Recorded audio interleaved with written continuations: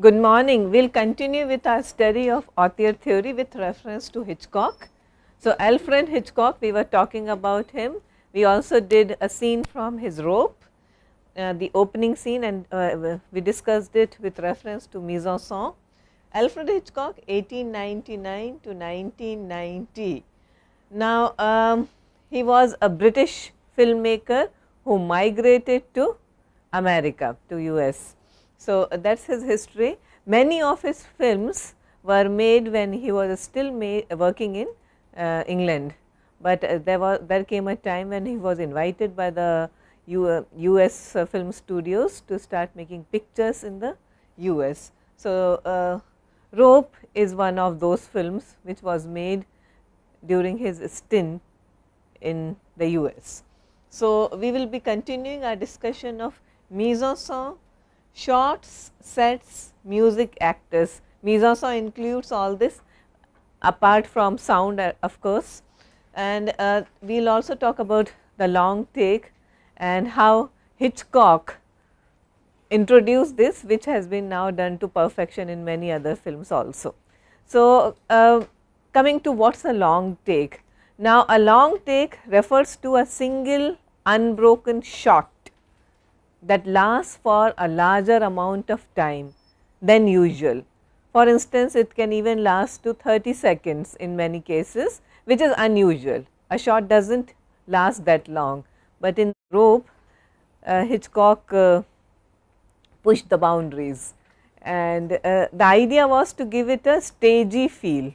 It is based on a play. The other day we were discussing this, based on a play by Patrick Hamilton, a British playwright, and therefore, the idea was to be as experimental, as innovative, as daring as possible, and he succeeded, as we have all seen, to a large extent, and his legacy continues in many films, but most notably in a very recent movie 2002 Russian Ark. It is a Russian language movie, which is a film shot on digital video and uses a single very long take for the entire film. So, this is extremely innovative. So, two movies that immediately come to mind for their extensive use of long take. Hitchcock's Rope, which was, do not forget, made in 1948, and considering the limitations of those times, technical limitations of those times, you can well imagine, because after all the Russian Ark was made in 2002 with all the accoutrement of digital technology, but Hitchcock, pioneer in several ways, pioneered this as well. Now, the long take in Rope, the Rope is called the ultimate Kammerspiel film, that is a chamber film. You know chamber film, what do you understand by a chamber film? I am going to ask you to give me some examples. It is a German term, Kammerspiel film. Kammers, that is chamber, okay, film is film, yeah. So, chamber film, tell me, it is all shot on a single set, okay. Have you noticed that Rope does not go outside except the opening shot, which is top angle shot of a busy street on a regular day. We have already talked about it, and how Hitchcock juxtaposes that regularity, that ordinariness with what's something very irregular, something very extraordinary happening inside.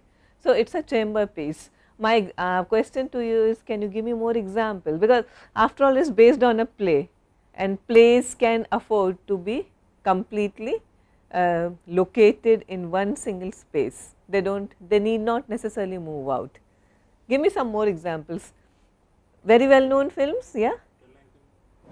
12 Angry Men. 12 Angry Men, yes, it is a good example. 12 Angry Men does not go out, right? The action of the movie is set in a single room. Therefore, 12 Angry Men is a very good example of a Kammerspiel film, chamber piece. More recently, you can think of Carnage, Kate Winslet, Christopher Waltz, who won the Oscar recently. So, and in between I can think of Who's Afraid of Virginia Woolf, although they do go out, there is a point when they go out, Richard Burton and George Segal, but that is for a very short, very brief period. Most of the scene takes place inside an apartment. So, that is a Kammerspiel film. Okay. So, Rope, as we have already seen, is seen as a very bold, very innovative denial of editing. We know that editing necessarily involves several cuts, but Rope and Hitchcock particularly, they eschew this. At the same time, the presence of the cut, despite its illusion, could be seen as the definitive test and proof of the centrality Rope seems to deny. So, there is a centrality, there is a philosophy which those two characters believe in, and Rope, through its very bold innovative technology, it denies that centrality. We will talk about it later. Now, how does he do that? I have also often referred to this particular scene, but let me repeat. There is a scene when one of the murderers, the murderer who is more in control, not Philip, but Brandon, he reaches next to the trunk for some books. These are the books that he is planning to showcase to David's, the man they have just murdered, David's father. The camera tilts down with his hand and then up into the back of his blue suit, and the entire scene is filled with Brandon's blue suit, his back completely, the frame is completely filled. Now, when Hitchcock cuts to a new shot, a shot that shot starts exactly where the last one left off. Now, what he is doing is he is making a cut here, but trying to be very clever so that people do not notice. Okay. Going to Brandon's back is one way of drawing attention away from the fact that there is a cut. We you know, the illusion that we get is it is the same single shot, a long take, but he had to resort to cuts, of course, and he does that. We were also talking about Hitchcock's interview with the legendary Truffaut, and those interviews are available online, also part of a book. So, Hitchcock / Truffaut 1967, and Hitchcock there tells Truffaut that he undertook the film as merely a stunt. He wanted to prove something and he proved it, and wanted what propelled this decision was to impose the strict rules of shooting in real time. That was the main idea. The Rope gives you an impression, the illusion that the movie is taking place in real time, and therefore, he felt that the use of long take is justified. I am quoting Hitchcock from his Truffaut interview. The stage drama was played out in the actual time of the story. The action is continuous from the moment the curtain goes up until it comes down again. I asked myself whether it was technically possible to film it the same way. So, that was the idea. He was just mimicking another kind of art, another art. That was the idea. You have to remember, this is your takeaway from this lecture. Hitchcock's reputation as an author was crystallized by the cahiers du critics and the writers and the French New Wave directors. So, he owes much of his reputation, much of his legendary status to the works of, the writings of these critics. And this is the work, Truffaut, Hitchcock Truffaut is the work that immortalized Hitchcock as an author. Otherwise, he was just seen as a maker of those sensational blood and gore murder kind of movies. But then the cahier critics noticed certain things that we have been talking about, especially his mise en scène. He was also extremely innovative in his use of music. I urge you to go online, YouTube, and listen to the Vertigo theme soundtrack. Okay. It is extremely innovative for those times. Of course, Psycho, yeah, is still spoofed and used in several ways. Long take, sorry. So, the legacy of long take continues, and Brian De Palma is one of the filmmakers who is extremely influenced by Hitchcock. So, this is a shot from Carlito's Way, which was made in 1992, directed by De Palma, starring Al Pacino and Sean Penn. And you can also see this is an elevator shot. Remember Al Pacino lying on an elevator. So, again a homage to De Palma's which movie taking place on steps? Battleship Potemkin. Yeah, yeah. Odessa. So, which we have already talked about. De Palma has earlier paid homage to that sequence in The Untouchables. Yeah, and he does this again in Carlito's Way. So, see, we have been talking about intertextuality in one of our earlier classes. So, it is not plagiarism. They know where, yes, so if you are a cine enthusiast, you know that the director is paying his homage to those legendary filmmakers. So, this climactic shootout in Carlito's Way is all shot in a long take. And if you watch it now, it is absolutely breathtaking, because after all the movie was done in 1992. So, technology had come a long way from 1948. So, if you watch it, Al Pacino is just running down the streets and New York Central Station, and then a lot of things happen here there, and it is a scene that involves a number of people, unlike Rope, which is after all a chamber piece and it involves not more than 7 or 8 people.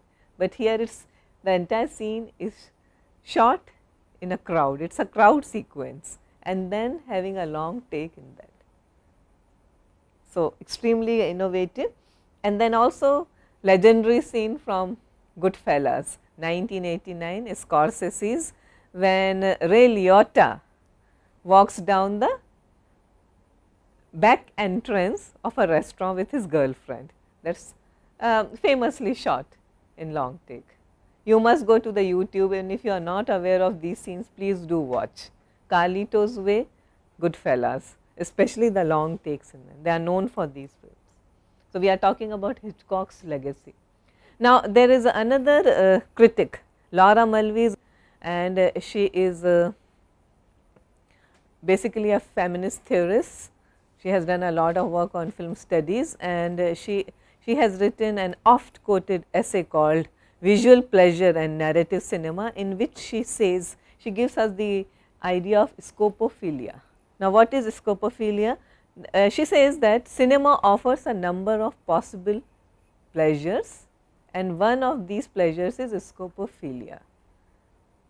In other words, there are circumstances in which looking itself, the act of looking itself is a source of pleasure.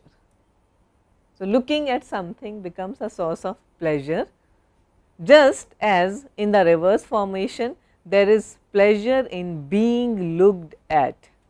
So, in other words, she is talking about the gaze. Do you get me? The word is, this is one of the key concepts that you should take away, G-A-Z-E, gaze. So, there is a pleasure in looking at something, and there is a pleasure which can be derived from being looked at. So, this is called scopophilia. This is one of the possible pleasures of cinema. And she has done this study with special reference to Hitchcock's movies, where she says that people derive a lot of pleasure in looking at something, especially looking at women. Women are objects of, tell me the word, gaze. So, feminist theorists are very fond of using this word, objectification, gaze. When we talk about our representation of women in our cinema, we often use this word. Object of desire is nothing wrong in being a, yeah. So, is it women, men only, or who? Well, there is a reverse tendency also. Men can also be objects of gaze, but not that often. But it is women, and Laura Mulvey's study is centered on women being objectified, women being objects of gaze, and sometimes they also Hitchcock's movies. Yeah, I'll show you the connection. Just give me a moment. So, Hitchcock also uses the concept of mirror and doubles, and then we will see how the entire pleasure or scopophilia comes out. So, I am going to connect the two ideas. So, many of Hitchcockian films deal with the act of looking, gazing at others. Pleasure being derived out of looking. Now, in Psycho, what's the name of that actor? Anthony Perkins, right. There are too many Anthonys going around. So, Anthony Perkins, he looks at Janet Leigh character through a wall, through a hole in the wall. He is a peeping Tom. Yeah. And how has he camouflaged, how has he covered the hole in the wall? Yeah, not the bird's head, that is another thing, good, but it is not. He has put a portrait or a picture on that particular hole. He removes the picture and looks through, peeps through the hole and looks at Janet Leigh getting undressed. So, that is a woman becomes an object of gaze, she is being looked at. So, the pleasure is all of the person who is watching, but sometimes it can also be of the person who is being gazed at, but here is that is not the case. Yes, we are talking about voyeurism, in other words. In Vertigo is also a very good example, where the detective, as played by James Stewart, he is being asked by Kim Novak's husband to keep an eye on his wife. He is not very sure of his wife's comings and goings. So, he says, keep an eye on her, I am very anxious about her movements. And we find several scenes where Jimmy Stewart is just gazing at this particular woman, who in turn gazes at a picture in a museum. So, it is all a setup, we know that. Once you watch, and once you watch the movie and then you start thinking, you go backwards and you see how you get trapped by Hitchcock. After all, it's based on a novel, as we were talking about. Most of his films are based on other works, works by other people.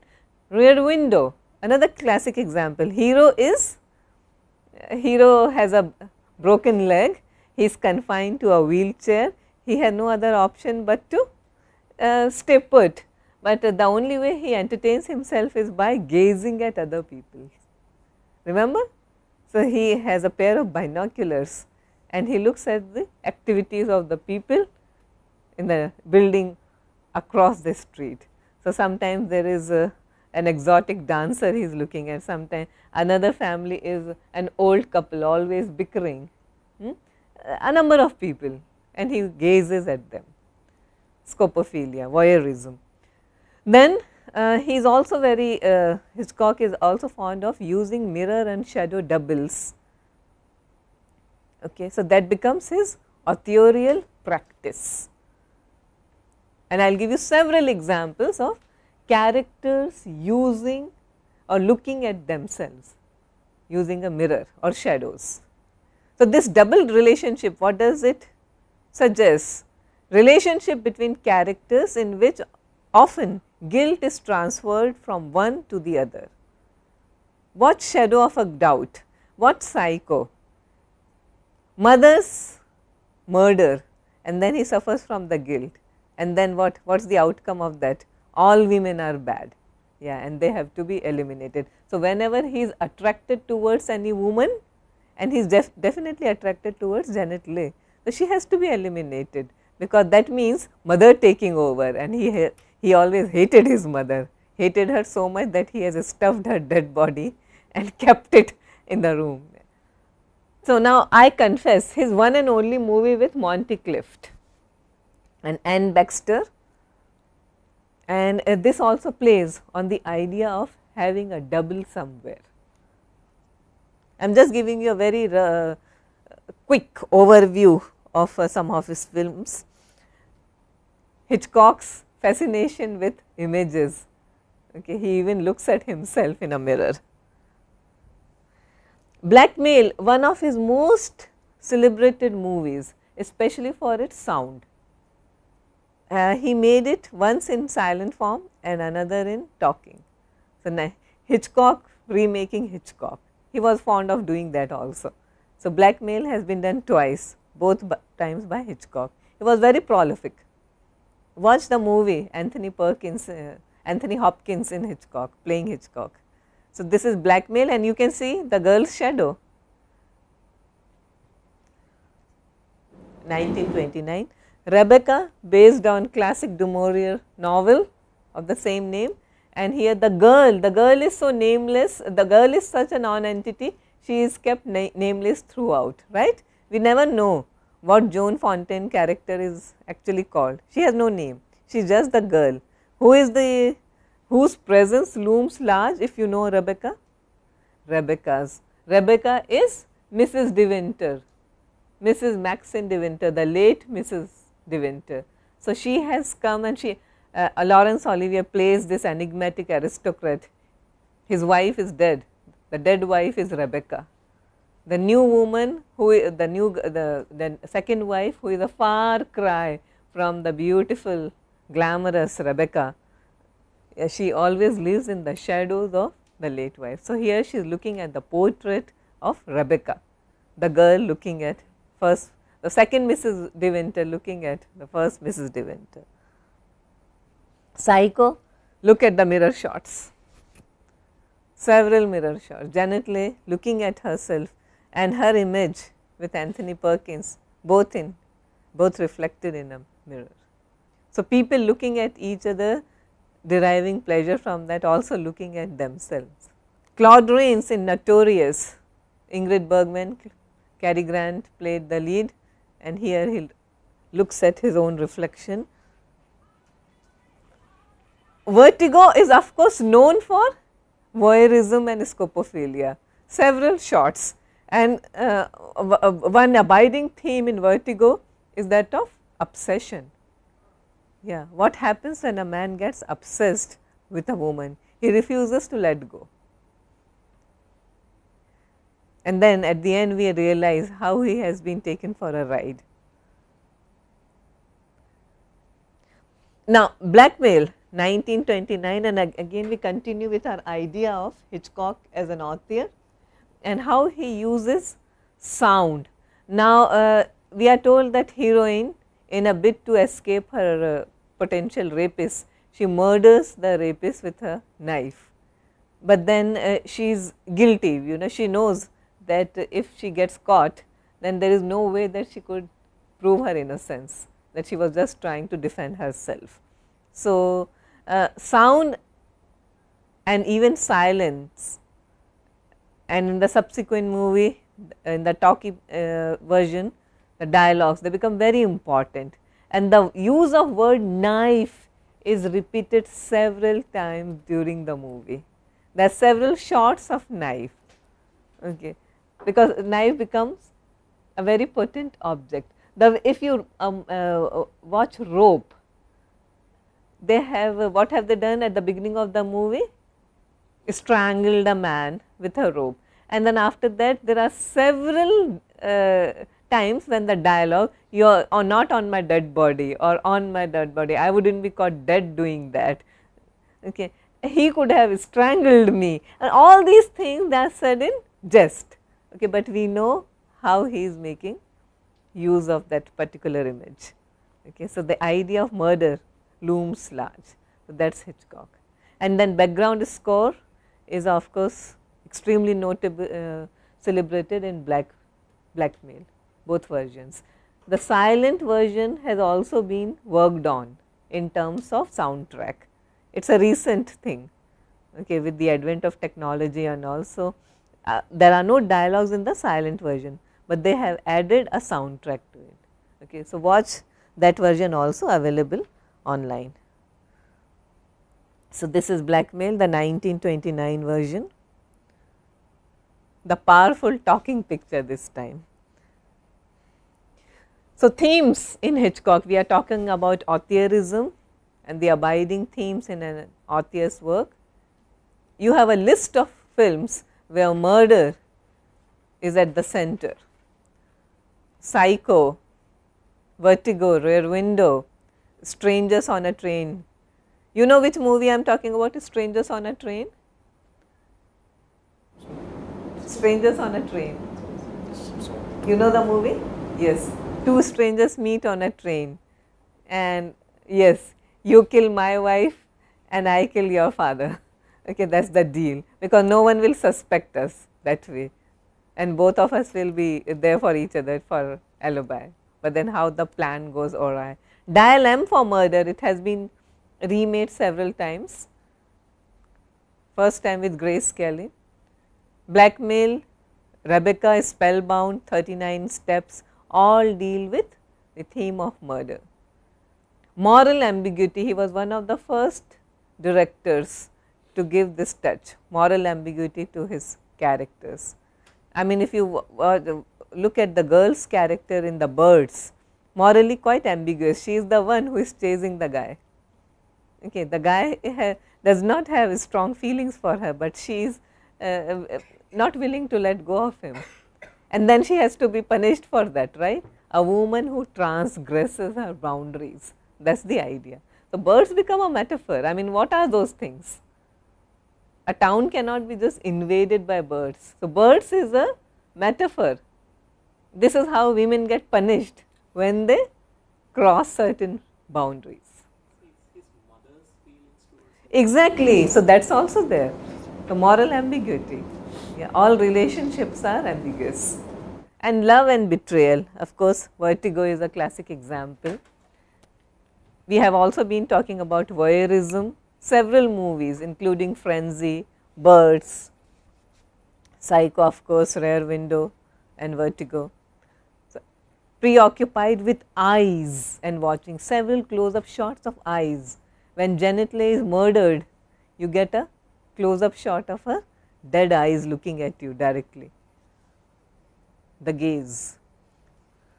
Jimmy Stewart gazing at people in Rear Window.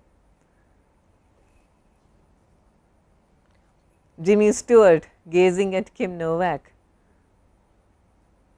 through an opening in the door. Janet Leigh before dying, that close-up shot of her dead eyes. Who played the girl's role in the remade version? There was a remade version, yeah, Anne Hesh. She has a stark resemblance. Now, this is another interesting sequence, Rebecca, and you have the great Laurence Olivier playing Maxine de Winter and Joan Fontaine playing the girl. Look at this particular shot, and then look at this. Again a Hitchcock movie, To Catch a Thief, Cary Grant and the great, who? Who is she? Oh, classics are definitely not your strong point. You do recognize Cary Grant, yeah, and you should also recognize Princess Grace of Monaco. This is Grace Kelly, the ultimate fashion icon. So, she was all designed by Christian Dior in this movie, famously designed. I mean, if you look at her, her look, her fashion in some of the movies she did with Hitchcock, it is mind blowing. It says that people have done PhD thesis on Grace Kelly and fashion, especially with reference to Hitchcock movies. Hitchcock was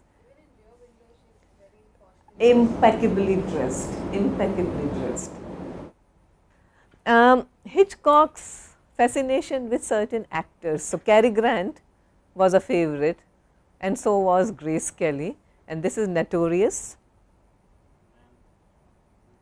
What was the point about the two shots? Quite alike, you know, a couple driving down the road, and quite, you know, the mise en scène is quite similar. Did you see the mise en scène? There's a scene when she's drunk and she's Driving, yes, even in Notorious. So, an author would leave his signature mark. You know, you watch a movie and you feel, yeah, only Scorsese could have done. Yes, likewise Hitchcock. So, again they collaborated, Cary Grant and Hitchcock, in North by Northwest. Do watch this movie. It is known, which this duster cropper scene where he is being chased by this down the fields. And where does the climax take place? Mount Rushmore. They must have created an exact replica of that. Also, his fascination for working with James Stewart. Several movies, The Man Who Knew Too Much with Doris Day, another blonde. James Stewart, Grace Kelly, Rear Window. This is interesting. In a room, yeah, again you can perhaps consider the theory. Virginia Woolf, of course, some of you must be familiar with the feminist writer Virginia Woolf. In a room of her own, Virginia Woolf talks about football and fashion, and she says football and sport are important. That is the kind of our society, because these are associated with what? Masculinity. Yeah, so they are important. The worship of fashion, the buying of clothes are trivial. Okay, they are related with some trivial feminine pursuits. But then why football and sport? Why? They are as trivial for a woman, right? Okay, and these values are invariably transferred from life to fiction. Men tell us all the time that fashion is trivial, football is important. And this is many movies, many works of art capture this philosophy. And this is something, this set of values is replicated in Rear Window. Okay. He is a sports photographer. Okay. He breaks his leg while capturing a spectacular shot of a racing car. Okay. And she is into fashion. And throughout the movie, he is very dismissive of her. We cannot, our relationship wouldn't work out because we are two very different people. I am a completely outdoorsy, whereas you are a fashionable girl.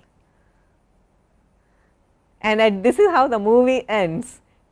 He has broken his another leg after this his fight with the villain, and she is looking after him.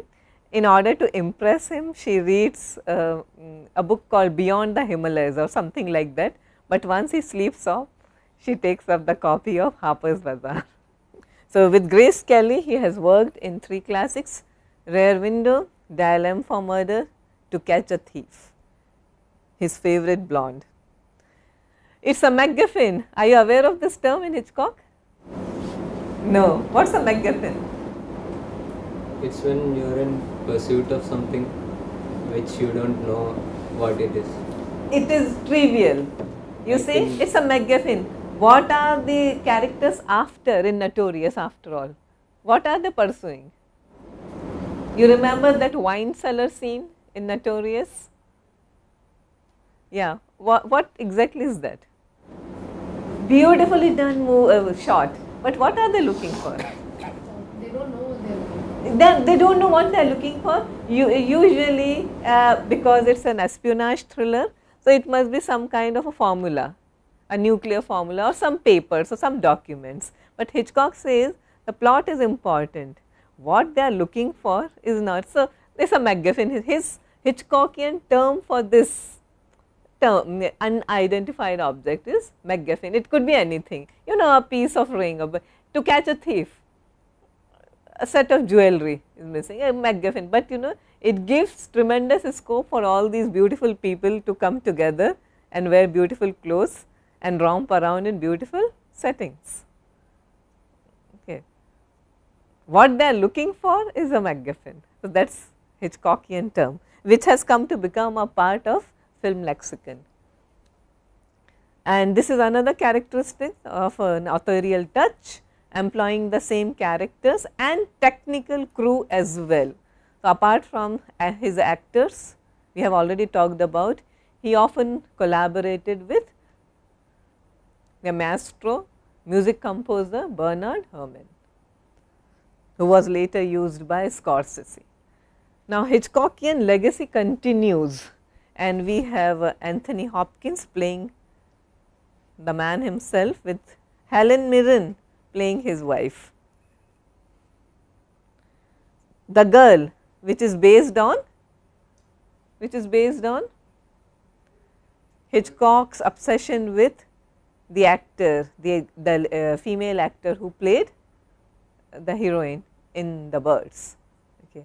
Tippi Hedren, Melanie Griffith's mother. The legacy continues. De Palma's 1980 movie starring My Address to Kill, starring Michael Caine and Angie Dickinson, is a homage to Psycho to an extent. Dress to Kill.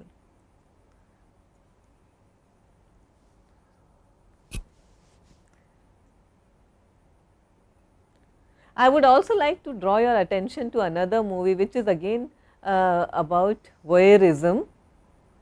Michael Powell, he was a British filmmaker, Peeping Tom. Director Michael Powell's Peeping Tom.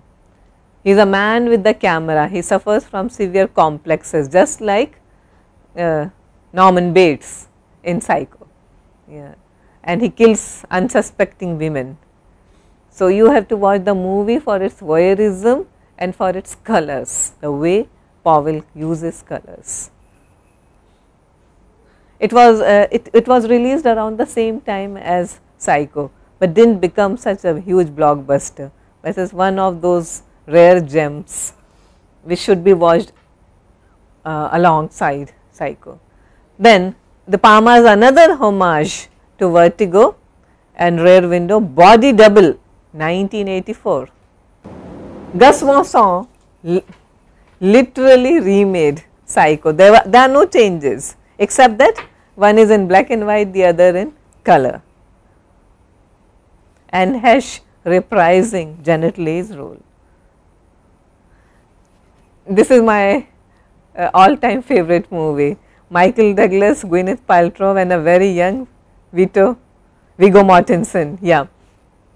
Perfect Murder, which is a reworking of Dial M for Murder. A jilted husband plotting to murder his rich wife.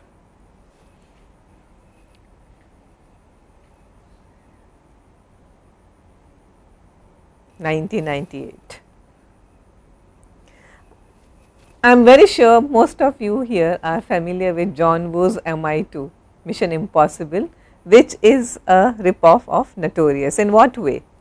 What is the plot of MI2? Now, do not tell me that you have not watched MI2 as well. Azhar, are you familiar with MI2? Yes? What happens? What does he do? What is the basic plot? What does he do to Tandy Newton character? He is in love with her. And what does he do to her? She is a woman with a dubious past, just like Ingrid Bergman in Notorious. What does Cary Grant do to her? He asks her to marry a man who everyone suspects is a Nazi sympathizer, but they do not have enough evidence. Ingrid Bergman's job is to unearth certain secrets, those MacGuffins from that husband's closet. So, when the husband suspects that his wife has been betraying him, he starts killing her by slow poisoning. He gives her regular doses of arsenic in her coffee or cocoa. That is the way, that is the plan to kill her, but so that no one would suspect. If you kill her immediately, everyone would get suspicious. Here, death by slow poisoning. And then Cary Grant at the end realizes his true love for her and comes and rescues her. Spectacular scene. He carries her in his arms and walks down the steps very slowly, and you would feel, aren't these steps ever going to end, because in which household do you have so many steps? Okay, but you count the number. When he goes up, they do not look so insurmountable. Okay, definitely, but when he comes down, that is an illusion that Hitchcock creates, because while he brings her and carries her in his arms at the end and coming down, and with her husband and mother, a very sinister mother-in-law watching the scene, observing the scene. Okay, so the suspense has to build up, therefore, more number of stairs. People have counted actually, so definitely more number of stairs while he comes down. So, what does this character do in MI2? Tom Cruise, he plants Tandy Newton in the household of this villain, okay, in order to get his hands on it's a MacGuffin, chimera, right. A chimera is going to start some kind of a disease, a fatal disease in the world. And then what does the villain do? He abducts the heroine at the end, and in order to save the hero and the world from perishing, the heroine injects herself with chimera. Remember that scene? And starts dying slowly. Okay, so that is the plot. So, the movie was a smash hit. MI2 of course is a franchise, but then critics did not fail to notice the pathetic rip off the movie was. Personally, I do like it. Easy Virtue is a remake version of Hitchcock's Easy Virtue. It is one of the rare comedies which Hitchcock directed. Jessica Biel, Colin Firth, Christine Scott Thomas and Ben Barnes.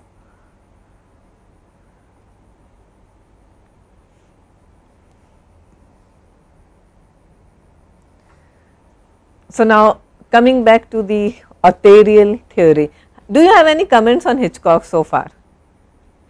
Anything you? Exactly, Disturbia was a remake of Rare Window. Can you throw some light on Disturbia? A guy punches a Spanish teacher or someone, and he was louder so that we can capture you well. A guy punches his student, he punches his Spanish teacher and is grounded, his house arrested, so he can't move away from his house. So he spies on other neighbors, he falls in love with a neighbor girl, and he watches a dubious guy making kind of making a murder, and he suspects and he keeps on watching him. So the movie goes on. Okay, so Disturbia. Who directed it? Okay, please do your homework. Disturbia is directed by a fairly well known director. Okay, so do your homework there. So, homage to Hitchcock, that is what we are talking about, it is never ending. So, he has left an indelible impression on so many people. Every once in a while there is a major book on his films, every once in a while there is a movie on his films, and in many of the contemporary films you can see his influences. One of the themes that runs through his movies is a strong mother figure. Yeah. Like in Psycho. Yeah. In Notorious. Notorious, There is a very strong, and in several other of the Even in Rebecca, yeah, the housekeeper is a mother figure. Yeah. And how she plays, or even like it has an influence on the words, yes. main character. So, those Oedipal complexes, they remain unresolved in many of Hitchcockian movies. So, you see Oedipal trajectory is something that is very common in most Western literature. Yeah. Sinister influence of maternity, that is what Eugene O'Neill calls this element in his immortal play called Desire Under the Elms, sinister influence of maternity. Okay. So, while talking about authorship, so who is an author? The other day we were talking about, it is very authorism is a problematic concept, right. After all, an actor makes a movie too, he is the one who draws in the audience. MI2, we just talked about it. Okay. All we need is Tom Cruise's presence, and people will throng to the theatres. We have writers, we have composers, of course, and we have the producers.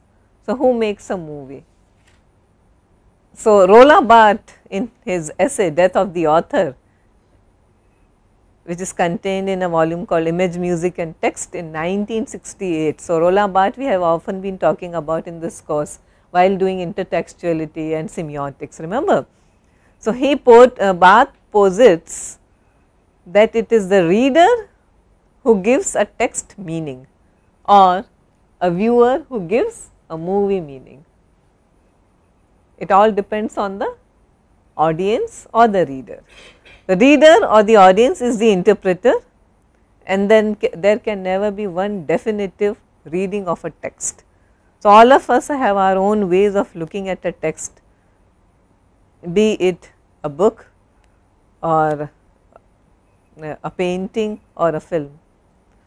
So, responsibility finally, according to Barth, rests with the reader viewer, as they need to engage with the material and become an active participant rather than just remaining passive participant. So, ultimately it is you, my dear reader or audience, who gives meaning to a work of art.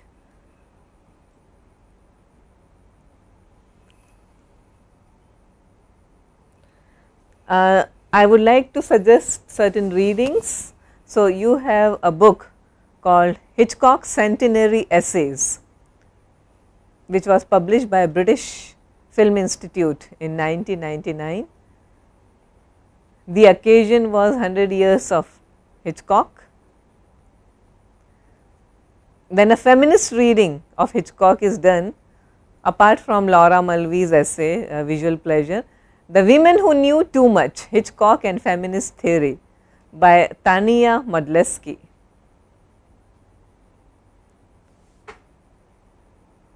And Laura Mulvey's essay, Visual Pleasure and Narrative Cinema, that is a definitive work of criticism. So, I would recommend that you look at Laura Mulvey's essay, which appeared in Screen. You can take down the citation, Screen Journal, it is available online. You just have to Google Visual Pleasure and Narrative Cinema. Very soon you people will start your presentations, key concepts, and then second round would be on theoretical presentation, and do a nice reading of Hitchcock in films. All right then, thank you very much. We meet tomorrow.